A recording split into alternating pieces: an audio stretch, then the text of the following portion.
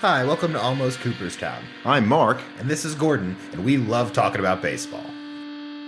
In the history of Major League Baseball, there have been 22 managers elected to the Hall of Fame. In 120 years, I'm surprised it's not more. The real question is, are managers important enough still that they should be considered as Hall of Fame material? This is episode 15, Managers Not in the Hall of Fame, and this is Almost Cooperstown. So managers that are active are ineligible. In fact, every manager that's been elected to the Hall of Fame has been elected by the Veterans Committee. That's the way they do it.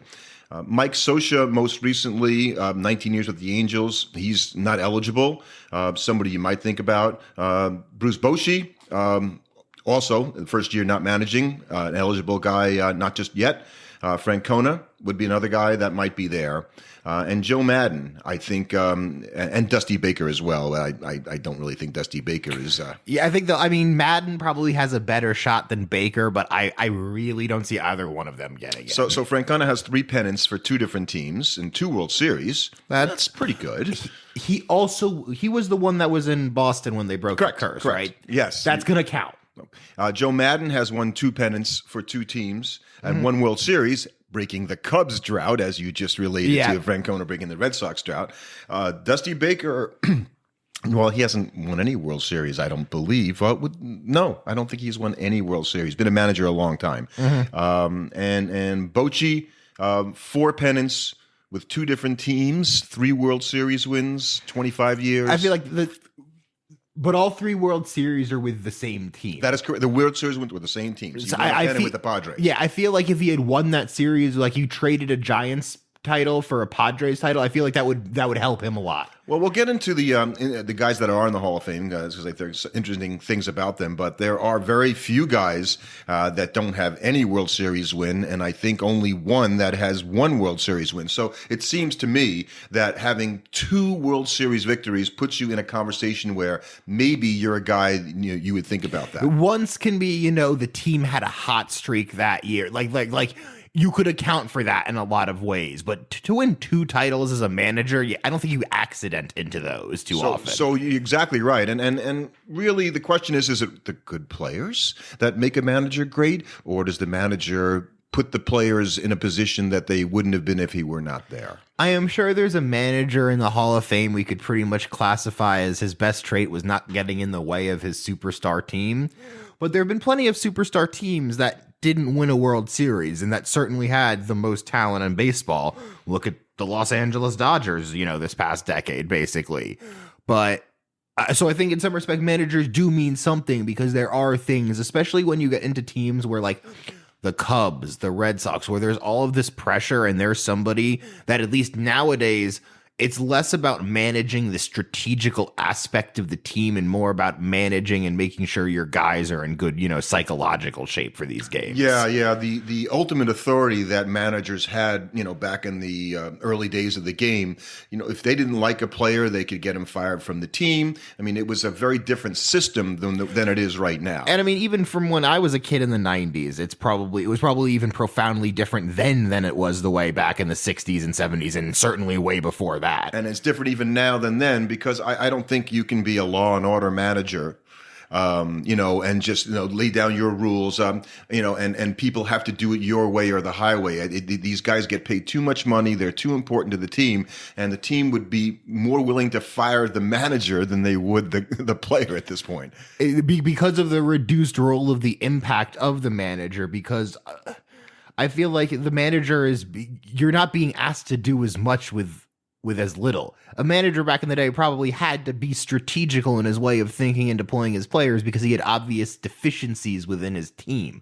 I feel like the pronounced deficiencies nowadays are so much less that it's much harder to come up with some kind of clever strategy in deploying your players to mitigate that. You're going to have every aspect of the game, and you just need to make sure your guys are in the right headspace. So I'm going to talk about some candidates that have those 2-2 things, right? They won a couple of World Series, maybe, or a couple pennants that aren't in the Hall of Fame, and I'll mention their names. And chances are you probably don't know most of these guys. Maybe you'll know more than I think. A manager of the Pirates named Danny Murtaugh. 2 World Series, 2 wins. Never heard of him. Nope. Cito Gaston, Nope. Blue Jays manager who won in the early 90s, 2-2. Ralph Houck, No. Yankees manager, 3-2. Charlie Manuel only won one World Series but won 2 pennants. Yes, I have heard of him. Okay, Jim Leland. Have heard of him. Okay, 2 different teams. And Tom Kelly won 2 World Series. Nope. I haven't heard of Tom Kelly. For the Minnesota Twins. That was the 87 and the 91 Twins was managed by Tom Kelly. Well, granted, I was not born and 2 for But those. the point is, but you hear about managers that were around before you were Do born. you? I mean, realistically, I feel like managers, unless there's somebody that's saying goofy stuff and has a lot of attributable quotes, you're really not going to talk about them too much. I think that's true. Here's an interesting thing I found. Only 3 managers managed 20 or more years in total. Like that happens now. Well, Boshi did it without ever winning a pennant, much less a World Series. Jimmy Dykes from the 30s to the 50s, and Gene Mauch and Buck Showalter is a guy who's managed 20 years and never won nothing. Poor Buck. Yeah. And Thought it was a good manager, too. Yeah, I would say, but that's the difference. He's a pretty good manager. He's not a Hall of Fame manager. So he's an almost guy, just like the other guys. So I'm going to go down the alphabetical list of the managers, and you tell me if you know them, and I'll just say how many pennants they won, World Series wins, and how many years they managed. So Walter Austin. Nope. Okay.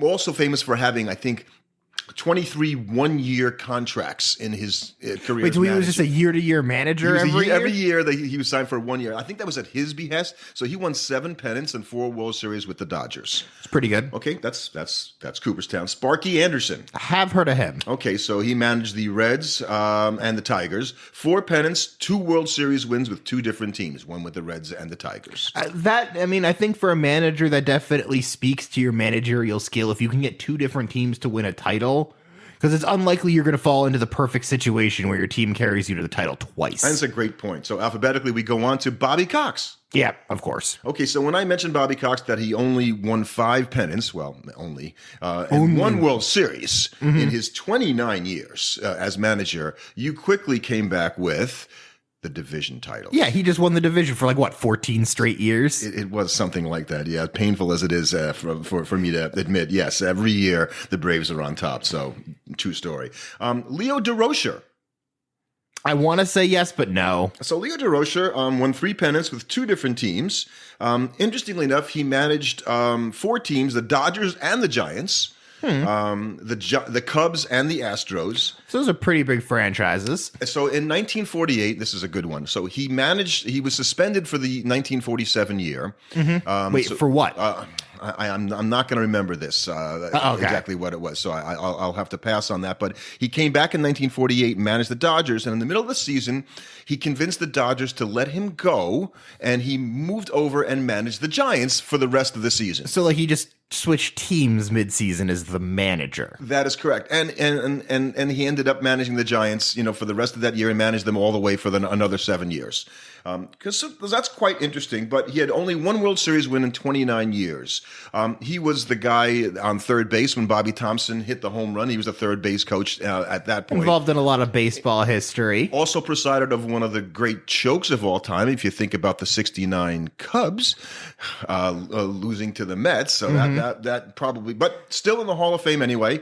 A Negro League manager, Rube Foster, and the hardest thing about Negro League is just stats because they just don't exist. Yeah, because when did you say he was from? He was managed out of the 1890s. Well, it's hard enough to get stats from the 1890s and certainly the pre-1900 era, but to try and get Negro League stats from back then, it's unfortunate that it's so difficult, and it's kind of this lost era of baseball in some respects compared to what we have available for the other. No doubt, and it's a shame, that you don't have that because you'd like to see that. Another old-time manager who was somehow known as the father of modern baseball. I'll talk about that in a second. A guy named Ned Hanlon? Nope. No, you wouldn't have heard of him. 5 pennants, no World Series, but this is the guy who gets credit for inventing the hit and run. And the aspects of the game, so he made the game strategic, and so his contribution, and that would certainly get you into the Hall of Fame. And that is why. If you're gonna add something as big as the hit and run, I feel like that's definitely going to be pretty good for you. Absolutely, I think. And he was a player manager, so a lot of guys, by the way, back around the turn of the 1900s, were player managers, and so they had multiple responsibility. And that kind of changed. But you're only going to be judged on your managerial statistics, obviously. Certainly, as a Hall of Fame manager, yeah, exactly. Joe Torre was a player and the manager, but never at the same And time. then he was ever considered for the Hall of Fame for his playing He was a career. pretty good player, actually. But not Won a batting title. That's not a Hall of Fame career. No, but was a good baseball player. Good, yeah. No, I wasn't a better manager. Yes, although had great teams, and we'll get back to that in a second. So here's another guy, great teams, Bucky Harris. Nope. Okay, 3 pennants, 2 World Series with 2 different teams, player manager for the Senators, and then managed 4 other teams and came back and managed the Senators a second time. Surprising that you would come back after being a player I thought manager that and was the leaving. You wouldn't normally think a guy would come back in a situation like that. We loved you. Well, Billy, and we'll talk about Billy Martin, who's not in the Hall of Fame, who came back and went and came back and came. Well, anyway, Whitey Herzog. Ever heard of Whitey Herzog?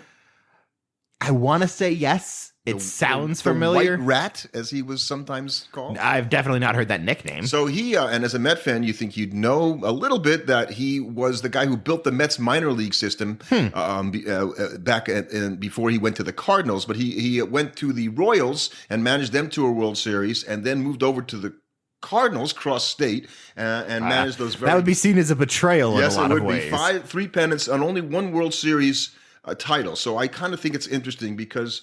Nothing extraordinary. Yeah, nothing about him sounds, that sounds like the kind of case of had friends in the Veterans Committee at the right time. He managed 4 teams, but he only managed 4 games for the Angels. I assume he came in as an interim manager. Somebody got fired. Yeah, it's kind of hard to count that as really managing the team. Exactly. Miller Huggins. No. Okay, another Yankee manager. So this is the thing about this lot. There's, I think, 4 on the 20 out of the 22 are Yankee. When you win managers. 27 World Championships. Right, 28. 3 pennants, 6 pennants, 3 World Series wins in 17 years. It's pretty good. Okay, you're going to be in the World Series, yep. in the Hall of Fame.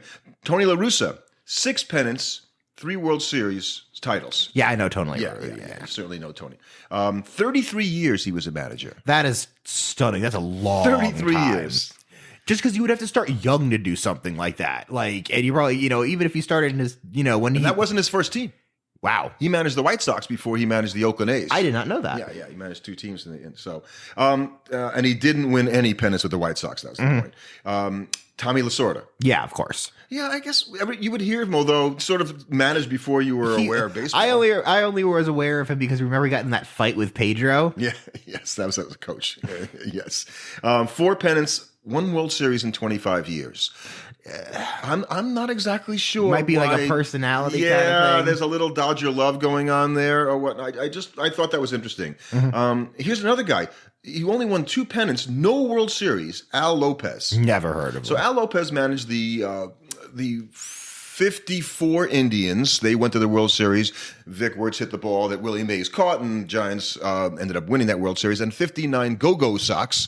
The 59 White Sox were known as the Go-Go Sox because they had a bunch of young players and they could run like crazy. And they played in the World Series. That was the Dodgers' second year in L.A., and the Dodgers won that World Series. Oh, so they ended up losing to the Dodgers. Okay. But Al Lopez has one of the highest winning percentages in the history of the major. It's the only thing I can think as to why. It's like his one kind of separating trait. Yeah. He went like over 600, winning percentage. That is pretty good. So here's a guy. Let's see if you've heard him. Connie Mack. Yes, I've heard of Connie Mack. So Connie Mack. What do you think of when you think of Connie Mack?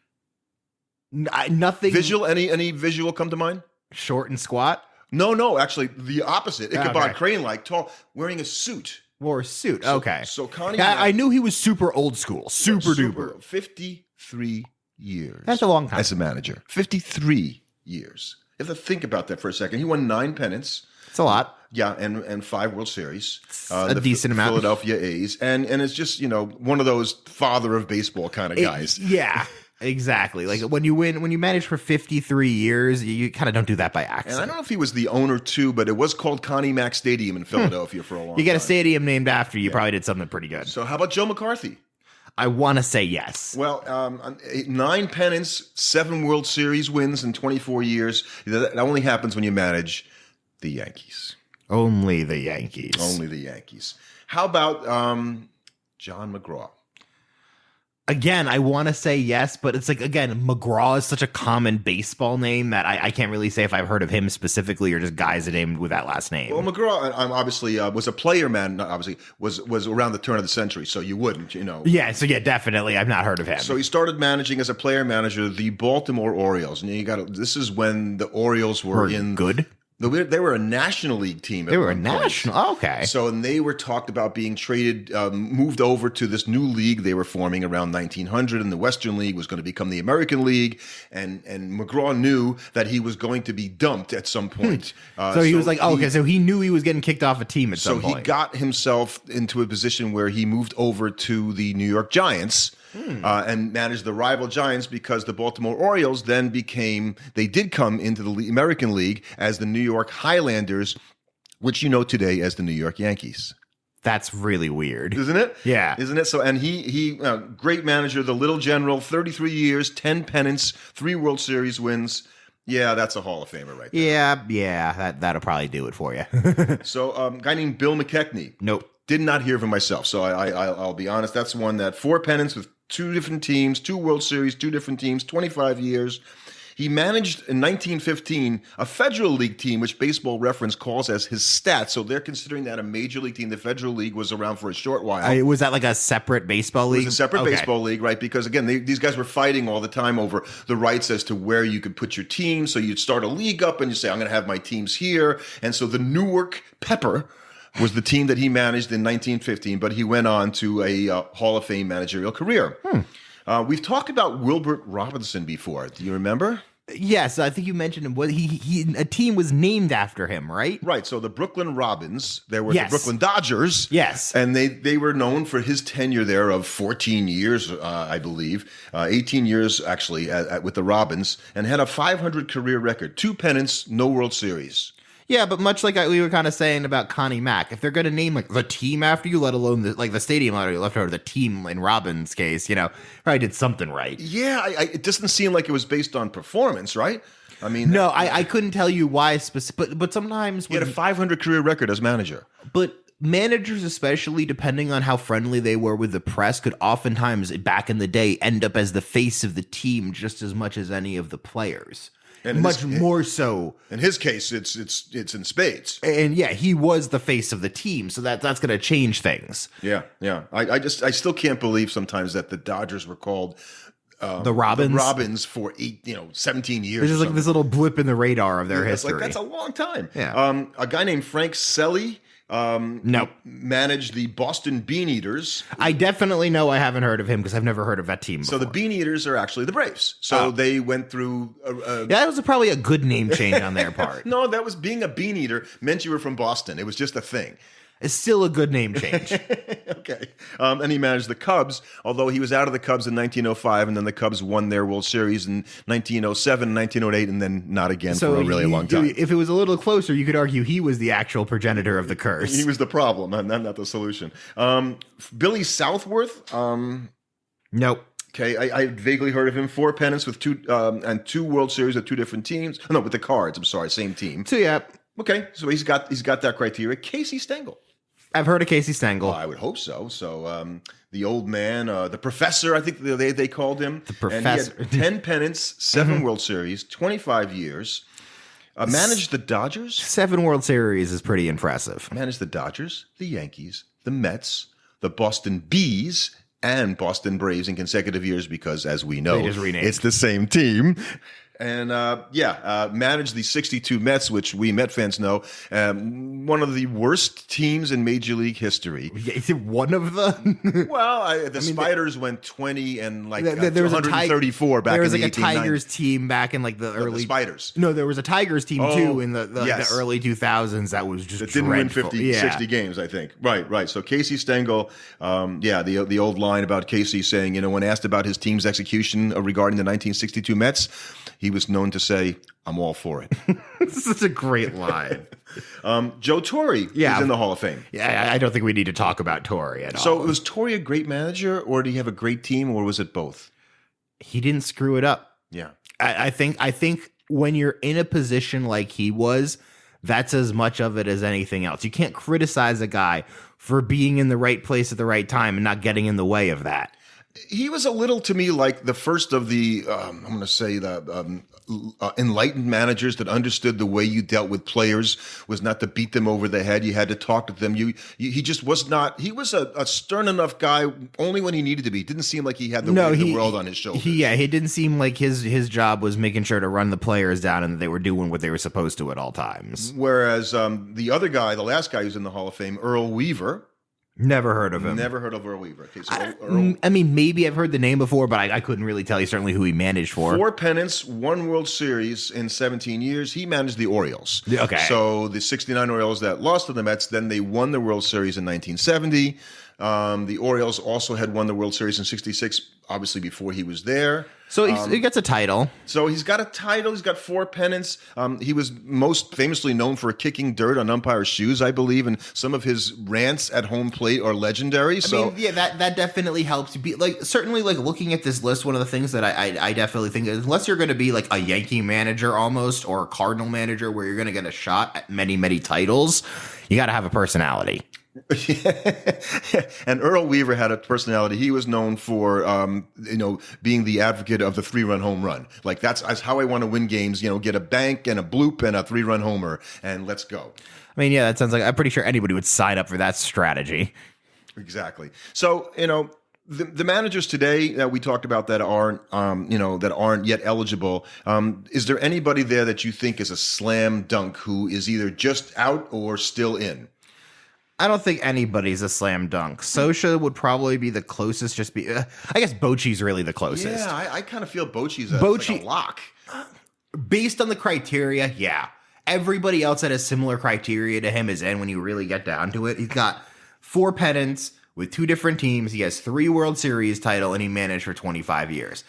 I can't really fathom an argument that say he shouldn't be in there, so I don't see how he doesn't get in. I'll do you one better on that. I think his ability to manage the transition of a data-rich environment of baseball, he only retired, this season, from where he came from 25 years ago. Is impressive. Yeah, because I think that's the biggest change for a manager is that you have all these other people in your organization now that have all this data, from the general managers to the scouts to the people. And so you don't need to know everything about every player. You've got people doing that. You have to think about the team's rudder and the direction of where the team is and the psyche of it. And your intuition to know if the data is saying it's a 60-40 thing to bring in some reliever in a particular situation. It's your job as the manager to just have that foresight and that insight into your team to be like, I know it's 60-40, but it's going to be on the 40 this time, and I'm going to go the opposite direction. I'm going to bring in the righty to face the lefty because I feel the matchup and I know how my guys are feeling, and that's going to be the right play in this situation because that's something data can't go with. And that's where you get to those press conferences after the game and you say, why did you buck, what was convention? And that certainly is the manager's choice. But you get questioned in the media now doing something like that, at umpteen times more than you ever did. Because the average person is more aware of the data driving behind that decision. Right, the fan knows, hey, this guy, doesn't do this in this situation. Why did you play him? Why did you do this here? And you know what? It's going to backfire on you sometimes. And ultimately, probably the biggest issue with managerial-related decisions is we just use results-based analysis. How good a decision, whether a decision was with whether or not it worked out most of the time. If we're going to do it that way, we don't need a manager at all. We'll just put a robot in there and just. But that's how we treat. But that's how we treat managers. Right. So I think you're right. The being able to capture the team spirit, and understanding what they need at that particular time when something goes wrong, or you're on a winning streak and you want to keep them going forward or whatnot. That's where the manager really plays the biggest role. And I think now what managers need to be doing. I think what I want out of my manager nowadays is. He doesn't necessarily need to know how to collect the data or all of the different pieces of data, but he needs to know how to interpret that data so that he can make the best decisions on a day-to-day basis for the club. And the thing with data like that, if you're looking at averages and who's the best person to play in each situation, yeah, there's going to be days and situations where the manager gets it wrong, but if he's good at interpreting that data over the long run of the season, he's going to get it right more often than not, and that's what will make him a good manager. Good point. So, general manager wise, do you think there are any general managers in the Hall of Fame? Only if it was like an owner general manager kind of situation. So there are 4. There are 4. Branch Rickey, Okay, so then you hear his name, you go, yeah, Branch. That makes sense. That should be what Should have it known. is. A guy who was involved with the Yankees for a lot of years, George Weiss, is in the Hall of Fame. But I guess to different George. I don't know that true story. Larry McPhail, another guy who was involved with the Yankees, and a guy named Ed Barrow. And I looked him up, and now I can't remember why the heck he's in there as a general manager. But I'm not even sure. Unless you do something extraordinary, why a general manager should ever be in the game. The only general manager that I think you could make an argument that could be in the Hall of Fame from now is Billy Beane. Just because you could argue that his way of managing a team forced baseball as a whole to reevaluate how they looked at players.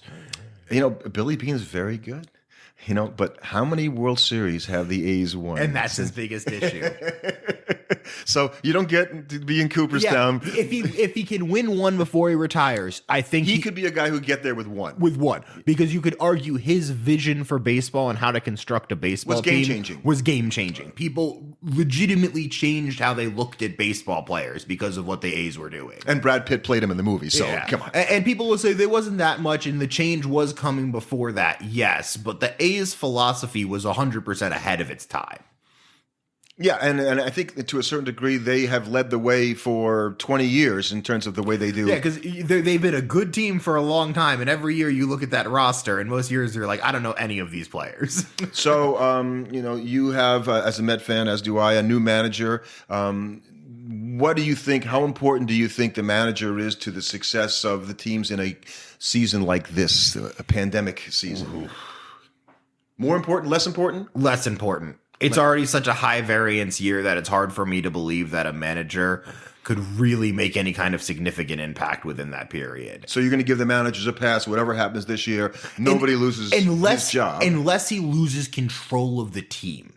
Like if like the manager wasn't able to keep the guys from like going out and partying, if the manager to obviously within reason, that's going to happen on every team. But if it's like an actual problem with the team, or if like he clearly loses the locker room, the team just stops playing at a certain point, then I might look into it because that's something that's going to happen regardless of the season. If you can't control the guys, you can't control the guys. And the other thing that happens is, that you choose, your general manager should be the one choosing the manager. So if you make a switch in administration.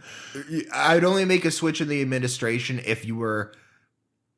I could see the Mets, honestly, and here's why. I could see the Mets moving on from Luis Rojas, being like, look, we got forced into this situation because of what happened with Beltran. He was never really our first choice.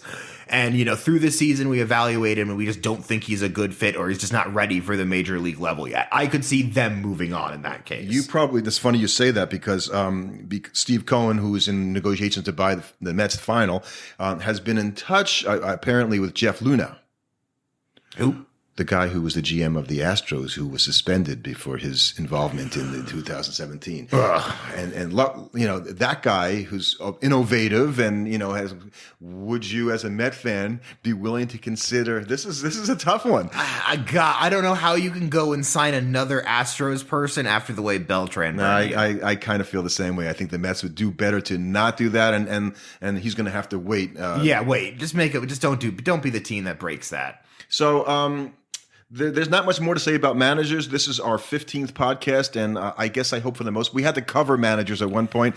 I don't really want to talk about managers anymore. I much rather talk about players. I think, ironically, managers, how we deal with managers is kind of how we should handle them with current baseball. We really don't talk about them very much because they're not that important. So that's it, folks. We're done with managers. You won't hear us talk about them anymore.